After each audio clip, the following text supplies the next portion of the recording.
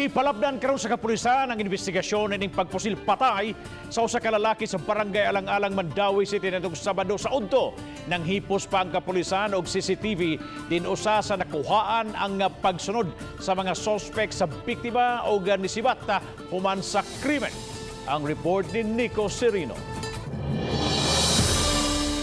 Sa video, makita nga naglakaw bitbit ang karton sa mga kinumpra kining biktima. Pag-abot sa may sudlon Barangay Alang-Alang, misulod sa iskinita. Taod-taod may mga lalaki nang nakamotor nga miabot, ang nag-angkas, mikanaog ug nagsunod kaniya. Human sa pagpamusil, daling mibalik sa agi ang sospek, nalibog pa kung asa ang motorsiklo sa iyang kauban. Dihang natultula na, nagbaylo sila og pwesto, ang gunman ang nimaneho na sa motor pasibat. Sa maong insidente, patay diha-diha si Norman Marcel Suico, 56 anyos, kinsa na igo sa tangkugo. Mulupyo siya sa lugar ug mupauli na unta. Padayon pa karon ang investigasyon sa kapulisan.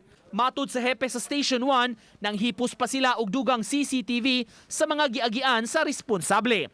Panorte giingong misibat ang mga sospek kay hangtod konsolasyon giingong nakuhaan sa CCTV. Nabot lang yung hugan niya dito, naputol ang CCTV.